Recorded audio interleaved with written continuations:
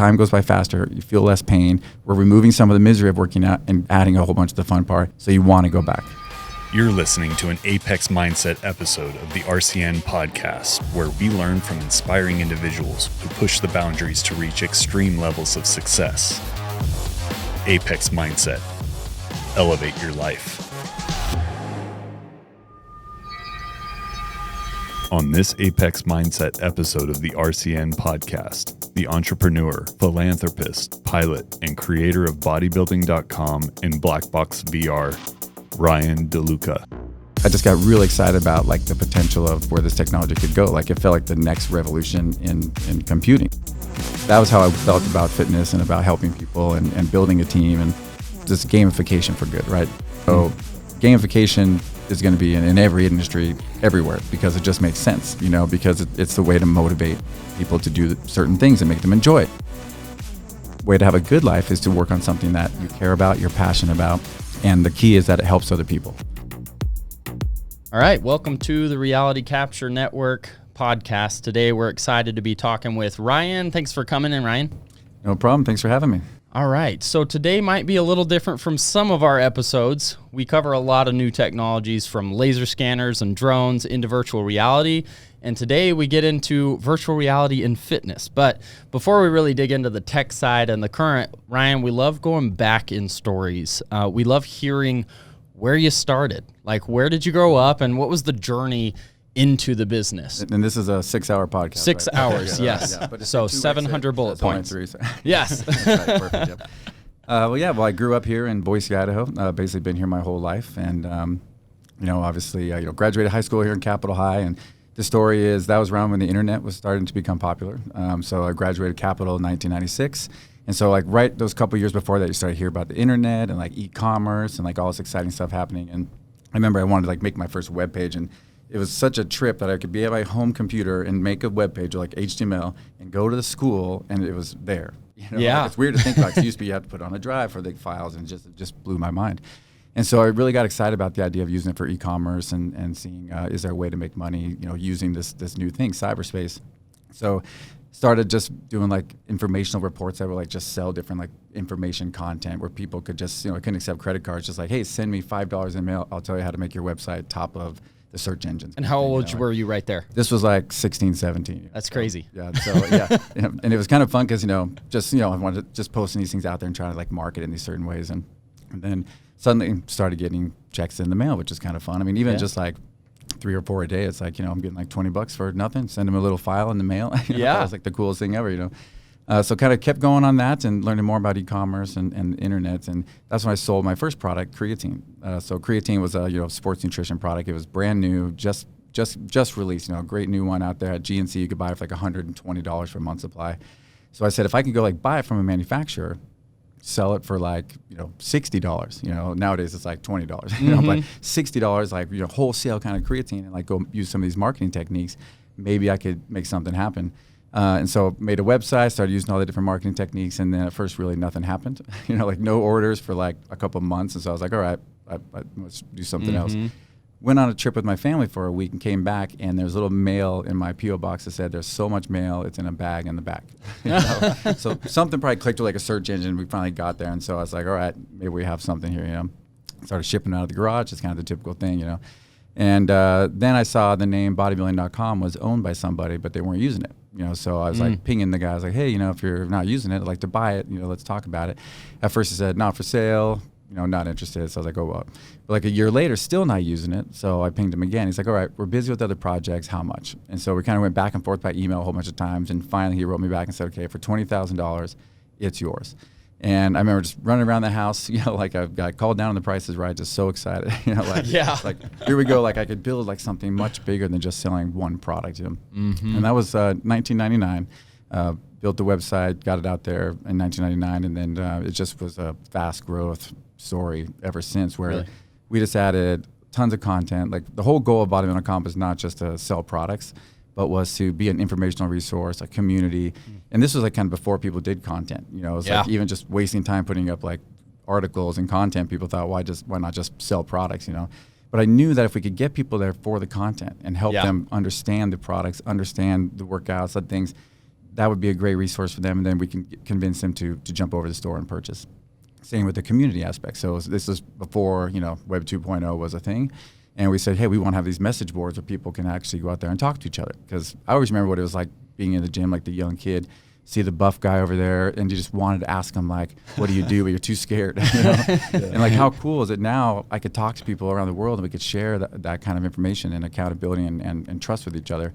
So we basically ended up over 17 years, we grew it to $500 million in annual revenue. So like when I retired in 2015, it was like $420 million in annual revenue. We had 800 employees all around the world, the most visited fitness website in the world, the largest fitness community with like 150 software engineers that's building technology and everything. A lot of people think like bodybuilding.com is just a bunch of dudes lifting weights and shipping out creatine, which there was some of that, but it was a technology company where we were always on that leading edge of like, oh, we can do video now on the internet. Let's go do that. Let's figure it out. Let's create video content. We can connect people through mobile apps and things like that. Like it was always kind of like, what's the newest technology? And we did that in order to build the company out to a place where people said it was one of the best things for them when it came to helping them actually reach their fitness goals. That's amazing. What was it like when you went from like, where was the piece where it was first just you and kind of the idea to then realizing like it started growing and it was going to become a business? There's never like this line, where you're just like, oh, all of a sudden. I mean, I remember one time, it's funny to say that I was at Texas Roadhouse and we had just passed the run rate where we were a multi-million-dollar business. And I was just like, wow, that's insane. Yeah. Because it just kind of magically seemed like it happened. Like we were always like breaking records. And I was just so focused on, building a team and creating a website that I wanted. Yeah. Like I want more information, more content. We started bringing on these writers and and then I want more products. I want product reviews. I want to know what actually is going to work. I want to talk to people, like I said. And like, so it's just every day, just like building out these new products and parts of the business.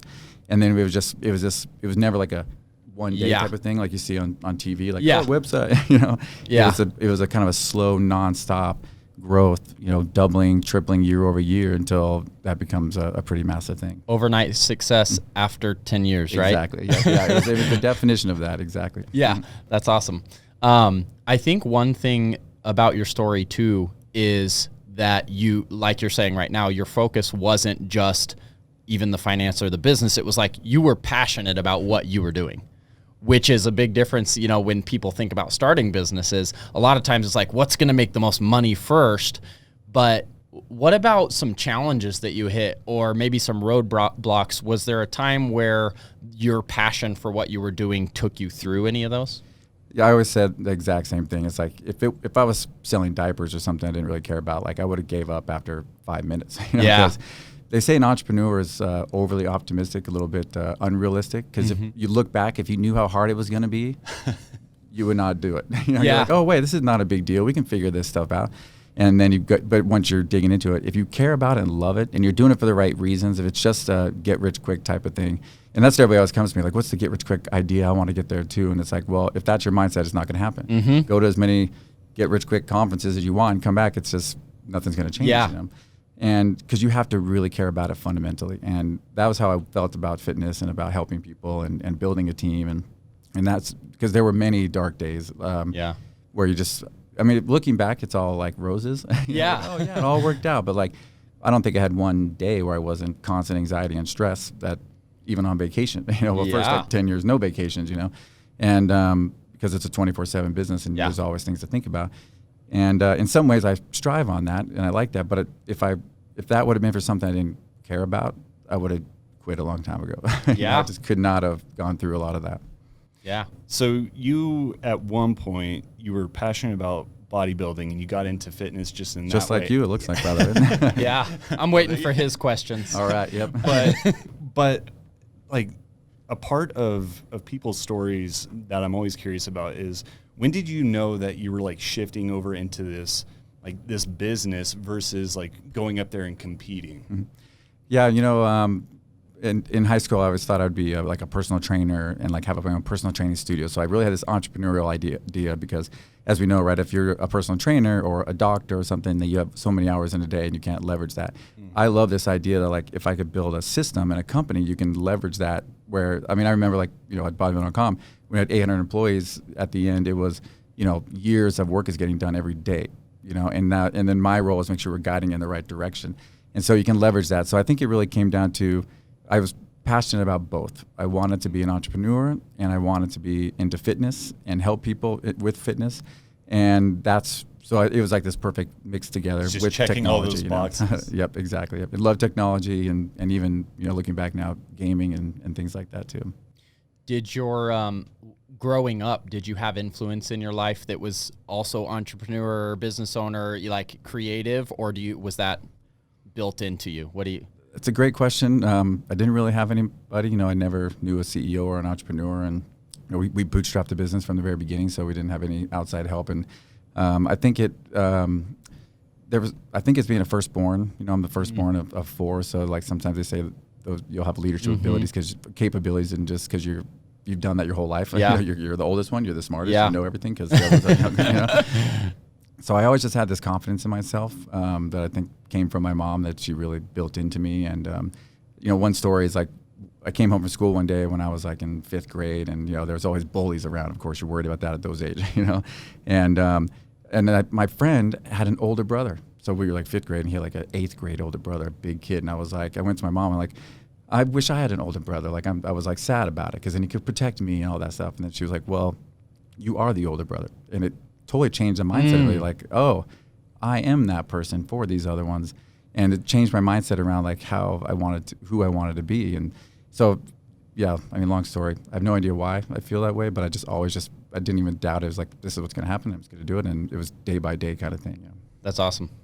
Yeah, that's really cool. I'd like to jump into the time where you get bodybuilding.com, it's going well, and then you sell it. What was that time of life like? Good question. So like I mentioned, like when you're running a business, as you guys know, it's 24/7. Even when you're not there, you're thinking about it. There's things going on.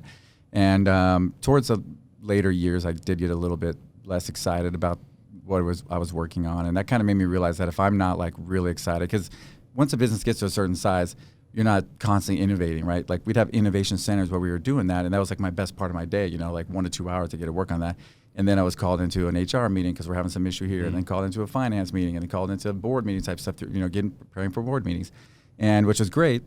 Loved all of it, learned a lot, but I just it got to be the percentage of my day that I got to work on innovation was getting smaller and smaller. Yeah. And so I think that's when I kind of got a little bit like, somebody else could reignite that passion there, and it would be nice to try something different after this many years. 17 years, the same thing. 24/7. So basically that was 2015. Sold the company to Liberty Media, a big media conglomerate out of Denver, and then it was kind of this weird thing. Like the next day, waking up and I didn't have to worry about all those things I've been worried about. like I still cared about it, of course, but it wasn't like my responsibility all of a sudden. And so it was nice, and it gave me a lot of freedom. But and I was like, oh great, I'm good for life. I'm not gonna get back into that. But about 3 months later, got bored. And I used to always preach at bodybuilding.com. It's funny, like, how do you really become happy? Like, what's the definition of happiness? Like positive psychology, and what does it mean? And people think, to be happy is like, oh, I'd be on a beach with a pina colada, no stress. But studies in positive psychology show that's the fastest way to depression, even suicide. Is because if you have no meaning and nothing you care about, then life doesn't seem worth it. And that's why a lot of times, like rich kids, that don't have to work and don't have to do anything, like become depressed and have a lot of problems. And I always preach that, say, but the way to have a good life is to work on something that you care about, you're passionate about, and the key is that it helps other people. So it can't just be a thing that you love for yourself. It's got to be something at the end of the day, you worked hard, you had positive stress, it was difficult, and then somebody says thank you. Right? It's something you're creating, and that's what's great about business, and especially like fitness businesses and other things, like you're doing things for people. And so when I lost that in my life, with the pina coladas, I did go into a depression, and it was just miserable. And so that's when I said, all right, that's enough of this. It's time to get back into it. Yeah, that's nice to see. I think once you can find something you're passionate about again, you see a lot of people that their strive to success is money, and then most people don't get to that high level of financial success, but a lot that do, like NBA players or people that win the lottery, it's like they just spend all their money and they're like that, or they don't spend it, but they find out there's more there. Yeah. Like you can't just be striving for that piece. So you try to fill it with bad things. Yeah. Usually, it's like, I know so many people, if they retired early, you get into drugs and alcohol and gambling and just all sorts of things, because you're getting that excitement. It's something to do today, short term, that feels good, and then obviously there's a downward spiral, and I could kind of see myself going that way at that period. It was like, all right, it's a Tuesday, right? So the weekend's kind of fun because friends are around, you're doing stuff, and Monday's all right because you're kind of catching up from the weekend, little things, and then Tuesday comes, everyone's at work. Yeah. And I'm like, all right, and my routine would be like, all right, wake up, go work out, make sure to stay on that, come back home. Oh, maybe I'll like watch a movie. It's like, 1 o'clock, do some little errands, whatever I can do. Then it's like 2:30. And I'm like, what am I going to do the rest of the day? And then the wrong type of people are free on Tuesday. Hey, we're just having a little get together at this little place. And then next thing you know, it's like, all right, I'd wake up the next day with a hangover. Yeah. And start that again. I'm like, yeah. My dad went down that route, and other people like I've seen, and I was like, I can't go that way. It's not me. It's not what I want to do. And that's why I maybe stupidly said, let's go back to work. Yeah. So what was that transition like then, from realizing, okay, too much time, don't want to be heading down the wrong path? What was it that brought together the ideas, and where was the transition? Right. So it really came down to my co-founder, Preston Lewis. So we worked together at bodybuilding.com. He was one of the ones I would work with close on the innovation kind of parts of bodybuilding.com for many years, and brand and design and all that stuff. And so, we'd been talking about some things, and we already started studying virtual reality a little bit at bodybuilding.com. Like, we had an Oculus DK2, which is like the development kit, and kind of we're playing around. They just kind of say, okay, there's something here. Let's kind of see what's going on with this. And I just got really excited about like the potential of where this technology could go. Like, it felt like the next revolution in computing, right? I mean, maybe the final revolution once there's the brain-computer interface. Yeah. And so basically, Preston and I, we said, look, the problem that we found at bodybuilding.com, the biggest problem in fitness is that almost nobody sticks to their workout programs, right? Yeah, exactly. And every time I say that, and I tell this to people, almost everybody's like, oh yeah. And even professional bodybuilders. There's so many times I'd be sitting down with them on the side, and they'd be like, I hate working out.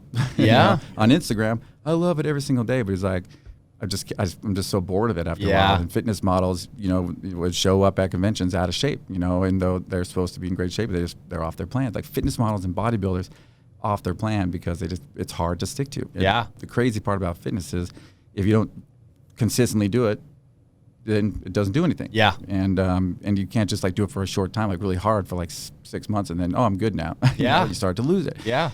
And, the joke is always January 1st, gyms are busy, wait for 2 weeks, right? Yeah. And there's a million memes out there about that, right?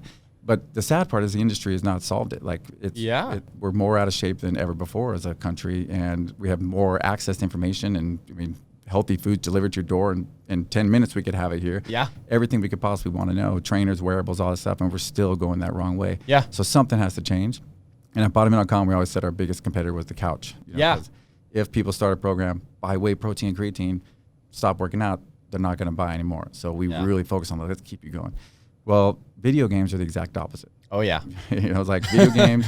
There's a couple games in my pocket right now that as soon as this is over, I'm going to get back to. Yeah. It's like I'm itching, And it is. It's like they call it this compulsion to keep playing. And I always say video game creators are the world's best behavioral psychologists. They have figured out how to get you addicted to just pixels of light and sounds to the point where you will sacrifice your family, your health, money. Your real money for your virtual money. Exactly. Yeah. Right, yep. And with the metaverse, that's going to get 100 times worse or better, whatever way you look at it. And even in like divorce petitions in UK last year, there's like, I think like 120 mentioned Fortnite specifically. Yeah. It's like crazy. Yeah. So the whole idea with Preston and I, as we said, we still want to solve that problem. Virtual reality is this new technology that we think could be something really interesting. If we could combine those addictive qualities of video games, like truly, like not just kind of Wii Fit style thing, like esports style AAA video games, with the fitness benefits of like intense CrossFit style resistance training, that could be really interesting to get people hooked on fitness so that you're addicted to working out. And that's what's going to get you to want to get those results. And so that was basically the idea. We just said, we have no idea how we're going to do it. Let's go try it. Me doing a little bit of research, you had mentioned a curiosity in flow states. And this is one of my curiosities. I just want to hear how you're integrating your knowledge of that into Black Box VR. Sure. Yeah. So game design psychology is a amazing field. There's so much to it, right? A lot of times even game designers, they just know like the basics of how games work, and they just, I'm going to make one like that. But when you understand that why people get addicted to video games, it comes down to mastery, autonomy, and relatedness. So there's this feeling of mastery that we have an urge to have. Like we want to master things, even as babies, right? Like you want to, like you see that, just want to master these things, and we always have that in us. And video games are great at showing us. Like, I mean, it's hard to know. Like, are you guys getting better at making podcasts, right? Like, where's the measurement? Yeah, you know, like exactly. You know, and it's like, and anything you do in life, it's hard to measure. But in video games, you see, you're leveling up, and once you hit that next level, you see how close you are to it. You hit it. Stars go flying out, you know, and it's an exciting thing. You get all these rewards. So we love that feeling of mastery and getting better, and games bring that to us. The autonomy is essential because you have to be able to make your own decisions. So basically games are just a series of making decisions, you know, about which gun am I going to use, which thing I'm going to do, what strategy am I going to do, how am I going to solve this puzzle. And game designers have to give you that autonomy in a way that kind of guides you, you know, and the experience they want to give you. And then the relatedness part is the community aspect, right? So from competition to cooperation to being on a team, the group kind of parts of life, right? So they're really good at getting you to feel like you're in this group, and so you put those things together, and the flow state really comes down to, if you're right on that perfect amount of, it's not too difficult because then you just give up. It's not too easy because it's boring. You're right on that edge of your competence. That's what they say, just get you in that state where, as you guys know, you lose track of time and you're just enjoying it. You just want to keep going back. And then video games are good at, you know, variable rewards. I mean, casino style things, and you're always close to this next thing, you know, so there's like 1,000 little tactics that go into mastery, relatedness, and autonomy, but that's kind of the key that does it. You know? That's so cool. And I personally had a funny thing happen to me. I'm, you know, at this little event, and it's a community event building towards something that's going to happen in the future for Boise. And I'm just with random people, and we're at a table and we're working on these little props. And this girl comes in, and she's sweaty and not what you would expect to be like the typical like fitness nut. Mm-hmm. She comes in, and I'm like, "Hi, I'm Phil," you know, and she's like, "Hi," and I'm like, "Is everything okay?" Because it looks like, you know, been through the ringer. And she's like, "Well, I just got back from Black Box VR." Oh, nice. I was hoping that's where the story was going. Yeah, and I was just, and she was like, "Oh, it's great. Do you know anything about it?" I'm like, "I know a little bit." And this was literally probably a week after Matt told me about this. Right, and so I'm like, this is popping up, and she was 100% addicted, super proud of all of her achievements. She was talking like, about my level. Yeah, she was talking about her, and I'm like, I have no idea what you're talking about, because she's like, I've earned this many awards, and I'm like, but this is so cool to see the actual effect. And from my perspective, like, it's always been a frustration because I have that passion, right? You had that passion, but to see other people struggle, and you're like, how can I give that? How can I pass that on to you? And that's why I never became a personal trainer, because I'm like, I would just be frustrated. Right. Because I've tried to help like friends that like struggle in that way, and I just hit roadblocks. I'm like, I don't know how people do this. Right. But to see her affected in such a positive way, I was like, this is potentially one of the most like groundbreaking things ever. It's so cool. Well, you're my favorite person all of a sudden. Yeah, there you go. Yeah, no, that's awesome. You know, it's one thing I heard the other day is that the people that build fitness experiences usually are fitness people. And it's hard to, you're right, like, how do you understand how this person doesn't get it? Like, how important it is to work out. You know, even if you're, you know, not perfect, it's like you understand. Well, like 87% of people don't consistently work out. So the whole fitness industry is built by that other 13%. Yeah. And we've tried telling them what to do. Like, everybody knows, like, here's some pizza, here's chicken and broccoli. Which should you eat? Like, oh, I have no idea. The same. No, it's like they know chicken and broccoli is better than pizza. They just don't do it.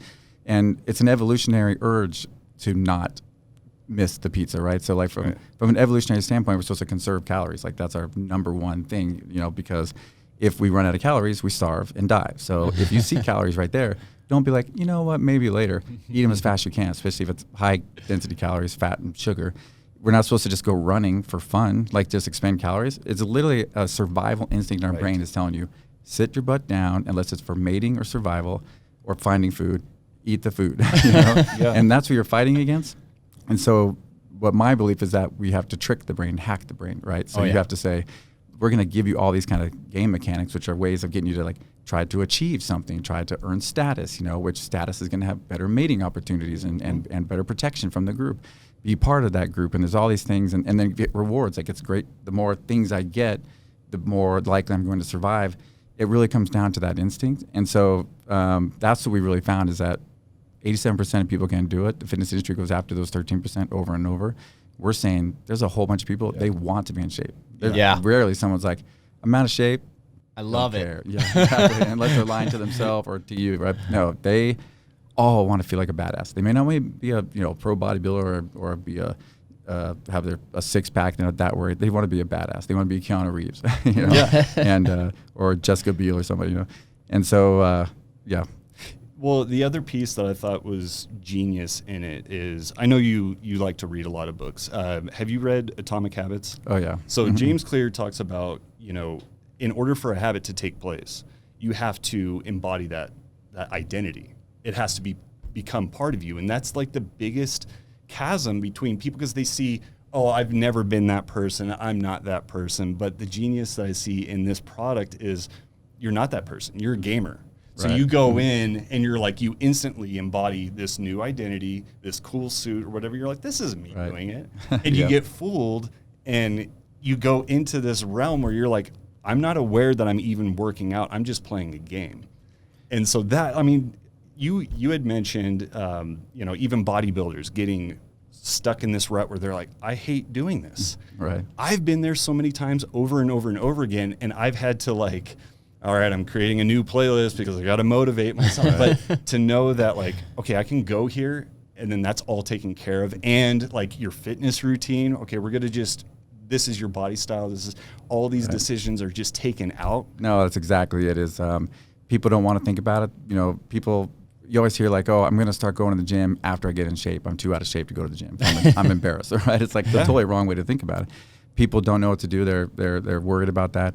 And then it's just a boredom factor. Everybody has a story of was doing really good for a while and then got off it, and it's in that consistency is just not there. And so that has been a great thing. And what's been actually really interesting about VR is not just the fact that you can go in this game and be fully immersed. The immersion part is the critical part. Can't just be on the screen kind of thing. Yeah. Right? Like that's just your brain just doesn't perceive it the same way. There's actually been studies where like if you have an avatar inside VR that's just a little bit better shape than you actually are in real life, just a little bit buffer and more ripped, you'll actually push harder because you think that you're that person. And so it kind of tricks you a little bit. There's other studies that have shown that when you get into those flow states, you feel less pain. Like when you're working at the gym, usually you're thinking about watching the clock on the treadmill, my legs are kind of burning, or you're doing the reps and you're like, oh, it kind of hurt, I'm going to stop. When you're focused on a game, your brain is in that state where you're just not thinking about it. And studies have proven, they even did this study with just the most boring thing ever. You put them in VR, they have a dumbbell in real life, and they see the dumbbell, and they're lifting it, and then they have to like focus on a game, which is just count how many times this ball bounces. And the perception of their pain was like 70% less than when they did it outside of VR. And they did like 70% more reps.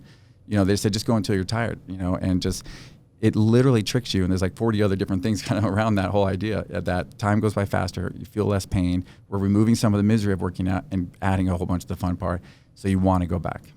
I experienced flow state for the very first time in such a weird way. I used to bartend, and I would, there's a certain position in the bar that's the well. You're making drinks for the entire bar. And I worked downtown LA, and I'm sitting there and drink tickets are just flying out.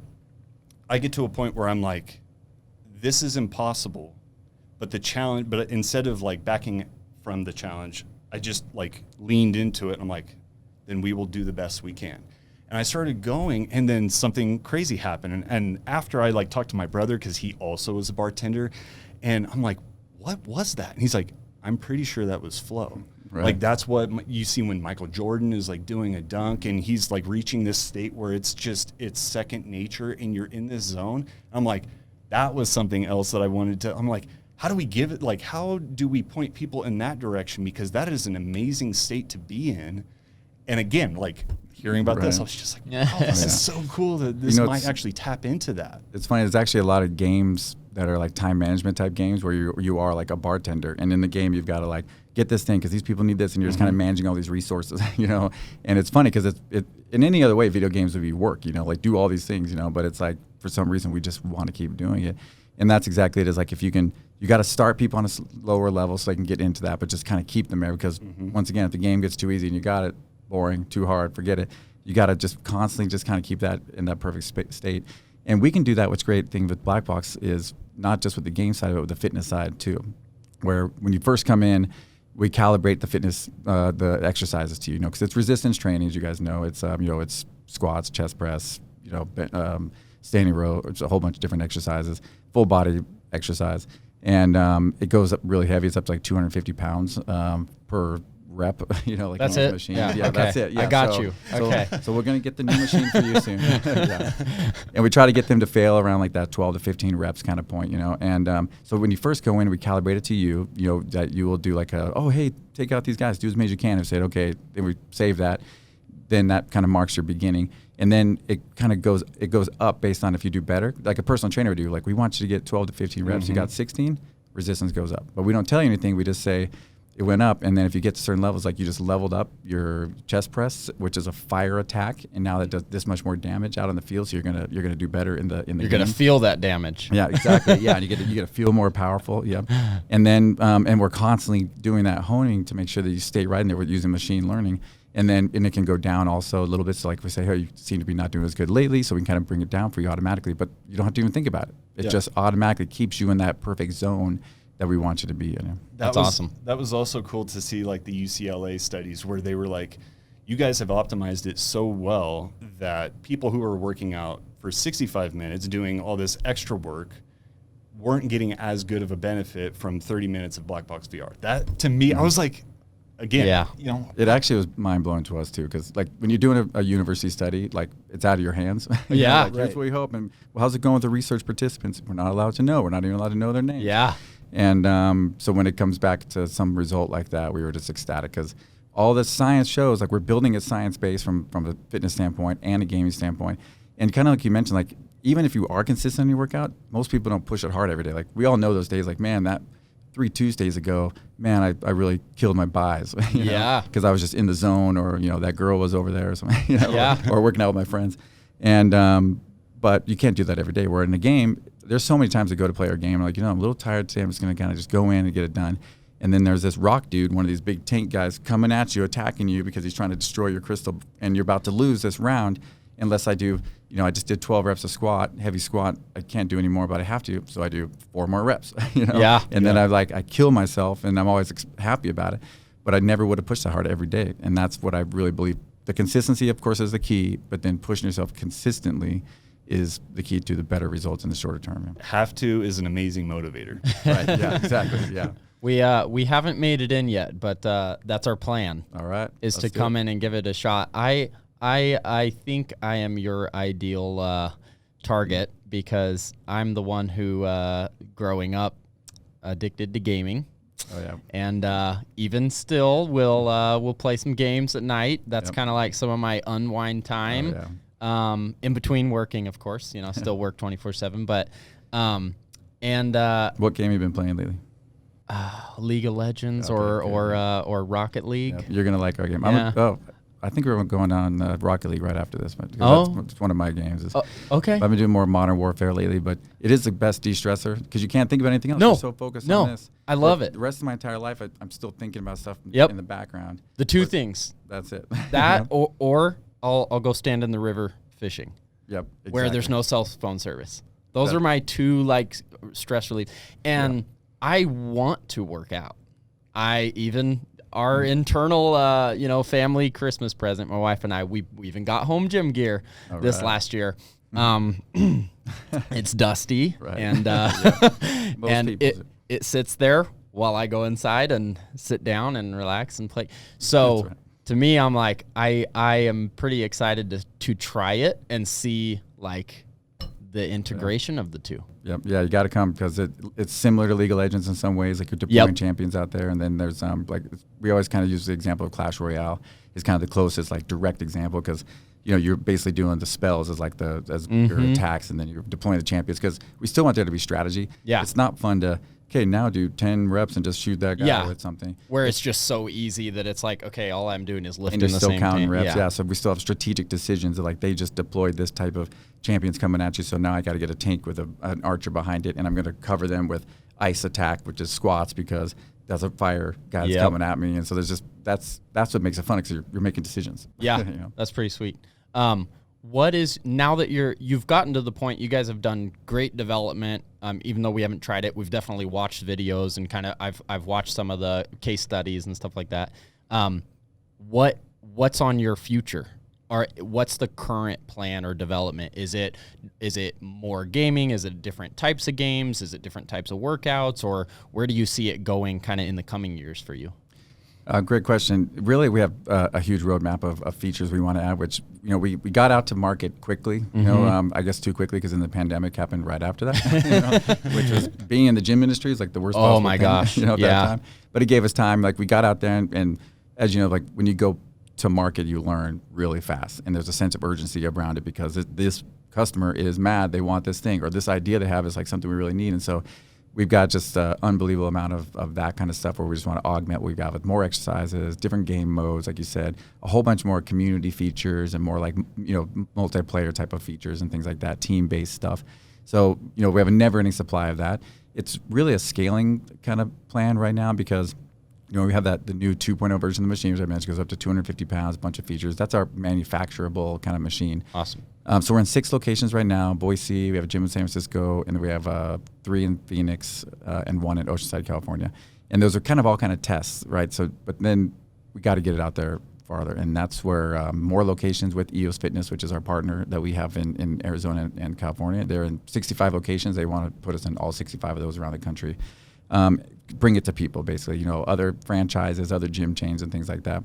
And then start working on a home version, you know, because everyone always asks that. It's like, we didn't want to do a home version first, because, one, we didn't know what the product was going to be. And imagine iterating and have to, you know, recall all these things, you know, or it didn't work. And then you have to create a huge support organization around that, installation and delivery and customer service. And so we're just like, let's go learn first.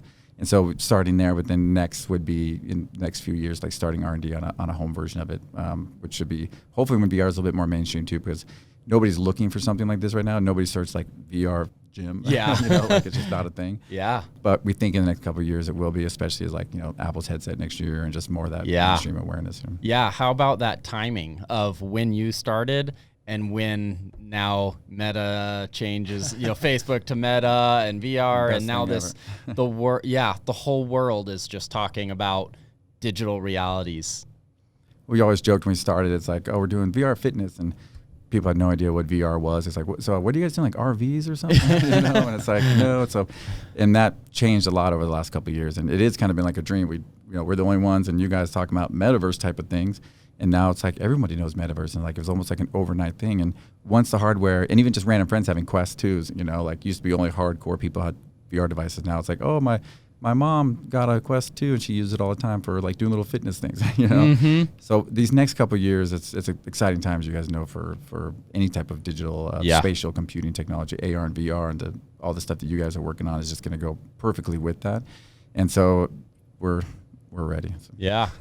What when you bring up even the Quest, I just thinking, like, do you think you would ever come out with an app that people could do specific game workouts at home as opposed to a full actual gym piece? Would that be a stepping stone? That is our goal. Cool.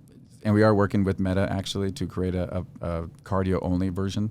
We didn't start with a cardio version. I guess I should mention that, because we knew that eventually there'd be a bunch of cardio apps and it'd be easy to knock off, because if it's software only, you can knock it out pretty easily. You know, like there was nothing, and then Beat Saber came out, and now there's a whole bunch of different VR fitness apps where it's like boxing and things like dancing, which is awesome, and we love that. It's helped bring awareness to it. And then Meta even bought one of them, which maybe now I'm looking back, they bought Supernatural, which is a fitness app for Quest, for $400 million. So now I'm rethinking everything. But the idea is like that's good, but then we wanted that full featured, and we really care about the full resistance training, strength training, and everything. But having a cardio version that would be in addition to what we're doing, and we get out to the people that can't go to one of our gyms and bring awareness to the brand. So that's on our immediate roadmap. That'd be cool if, like, you when you do the cardio version on the Quest, it's still your same account. So you know, if you're traveling, you can do it in the hotel, but you're still leveling up. You don't want to leave out your chance to, you know, improve. I feel like it's interesting, because fitness, both tech people, fitness person, gamer person is like, I feel like we need to like have more meetings. Yes. All the ideas are just like perfect. Yeah.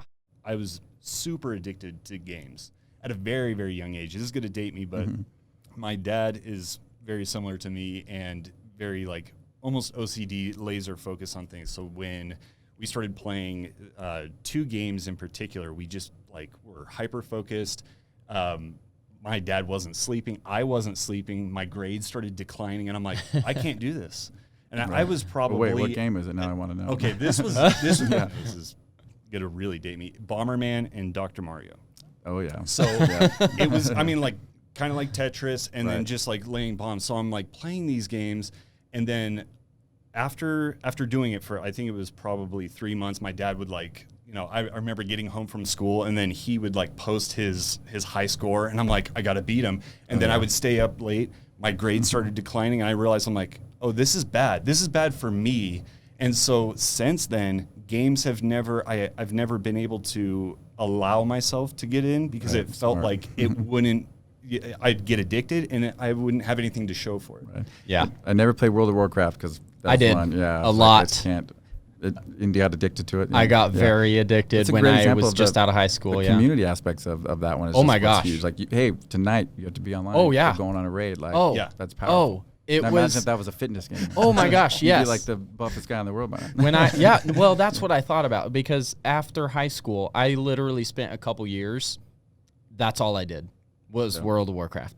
And it was that. It was like you have a part of a guild you're in and you're meeting twice, 2-3 times a night and you're playing for 5 hours and you know, they have this ability to like do /played whatever and see how many hours you put in. And I was like, oh my gosh, if I was working a job at how many hours it started getting. That was like I beat some game, and it's weird when you beat like a game. You don't feel like, oh, I'm proud of myself. I did that. You're almost like, I could play the guitar right now. If I spent the same hours, I would literally just pull up a guitar and be able to play so many songs. Yeah, exactly. Instead, I just have a badge. You know, that was the trade-off. You know, after so many years of gaming, and even getting to the point like you're really good at whatever you do, you finally get to like, okay, I logged off. Now what? Right. What do I get for it? It doesn't matter how good I was in there. I haven't played that in a year. Nobody out here knows. Right. Doesn't affect you. Right. You know, the scary part is with metaverse. With the metaverse, that was on a 2D screen. Imagine if you embody that character and you're in that world, and you're actually in that world almost more than you were in the real world. Yeah. And for a lot of people, that world is way more exciting than their real world. You know, and for most people, probably. Like there will be people that will be ridiculously addicted at that point, you know. Yep.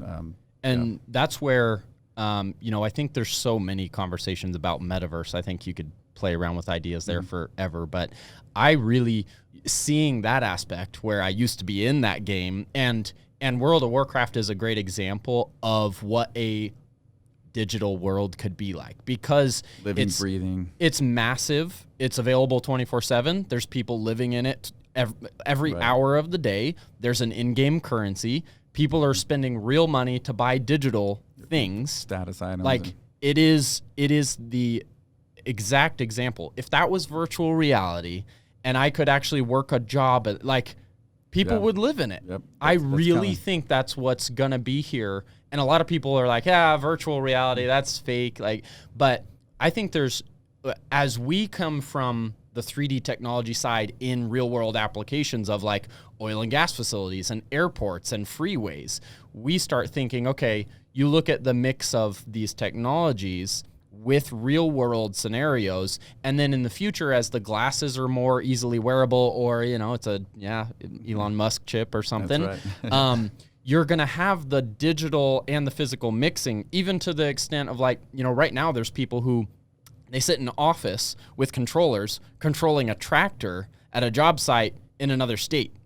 Oh, yeah. You know, you start mixing those physical and digital. The other piece, have you seen Ready Player One? Oh, yeah. Of course. Yeah. Mm-hmm.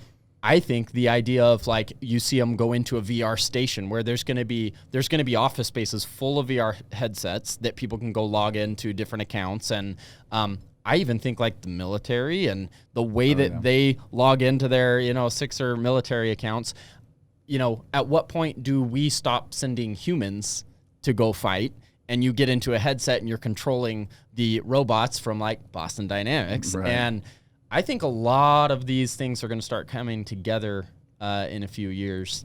And that's why, like, when this whole conversation popped up, I saw it as like, I was like moving back from it, and I was a little scared. I'm like, the potential for good and the potential for bad just went boom. It's very polarized now. One way or the other, and it's gonna be an extreme. Exactly. And so, again, focusing on products and companies like Black Box, I'm like, this is a good use of what we could potentially do with this technology. This is what is exciting for me.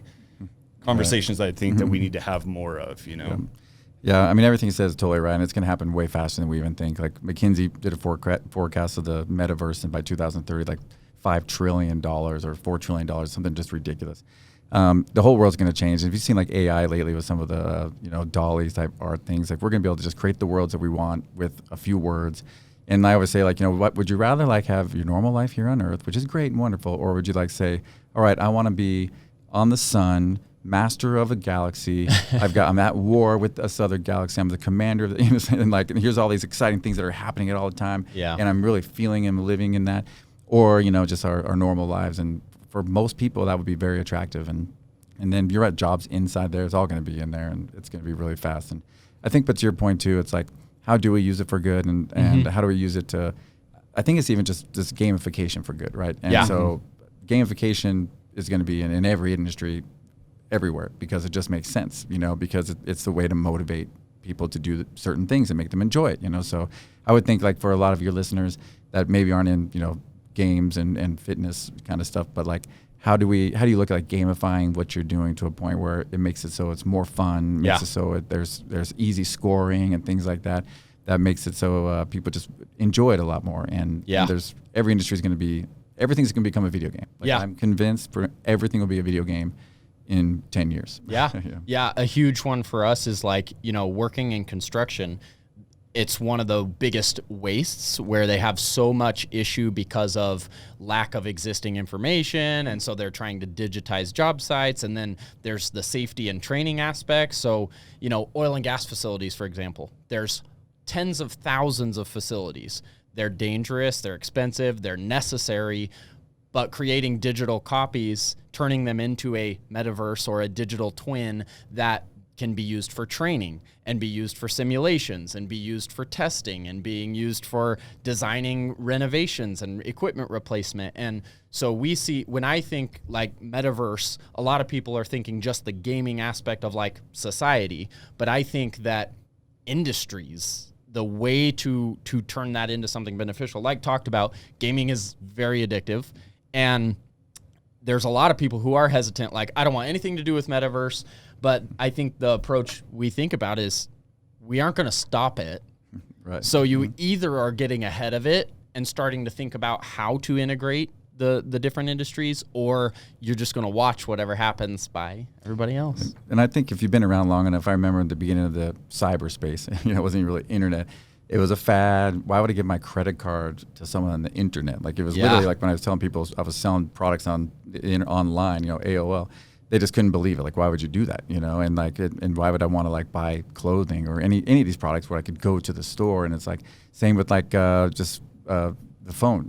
Like, I don't need to have an iPhone that has all the information on it and stuff. Like, it's not for me. Everybody has it. Yep. Everybody has internet. Everybody has a phone. It's like, and there's no doubt everybody's going to be a part of the metaverse sooner than they think, and they're going to love it.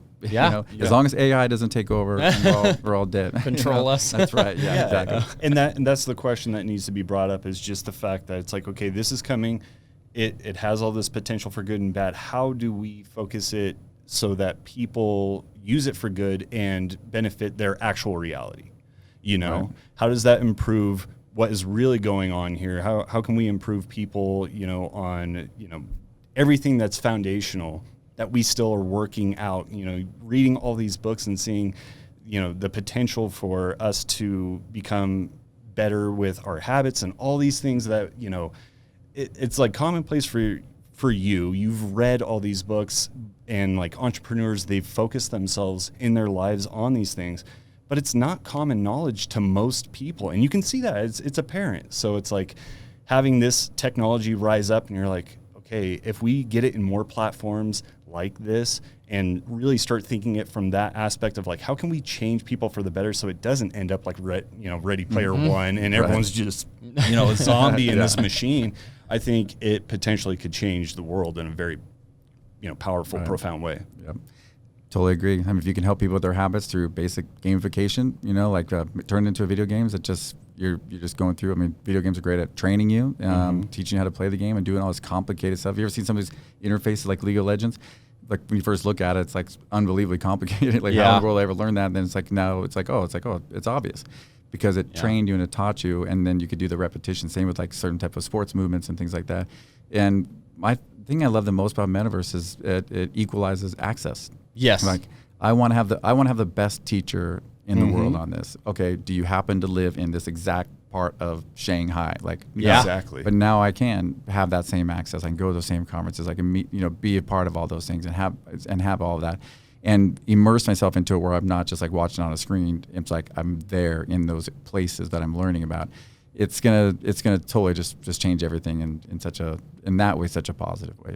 Yeah, there's been a lot of posts I've been seeing lately about the medical aspect where they're already doing, surgeries. An expert doctor from another country or state is actually performing the surgery. It's insane. That's insane. Yeah.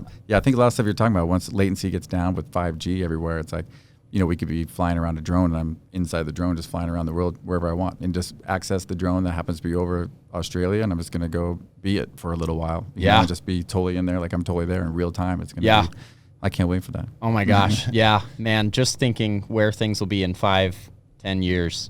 We're getting closer on like the electric cars, the autonomous driving, drones are getting approved to start dropping off material at your door that you order. Oh yeah. Amazon's building stores that there's no cash register. You just grab stuff and walk out and it charges you. It's moving so fast. We mentioned before we started the podcast, I have some older kids, 18-year-old, 16-year-old, 13-year-old, and also a 9-month-old baby. And I cannot fathom what my 9-month-old baby's life will be like when she's a teenager.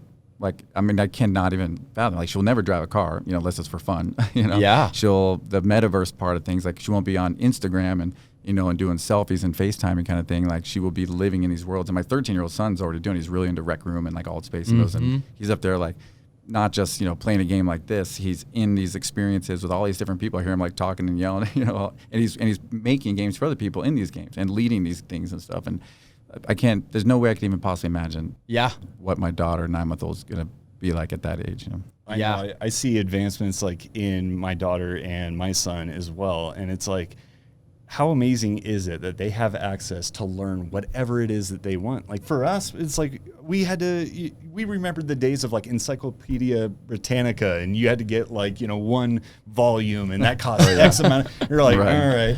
But it's like for them, it's just a click on YouTube and they can learn something. It's pretty cool. It's funny. Like I was thinking back, when I was in high school before internet, like if I couldn't think of an answer to something, like who sings that one song?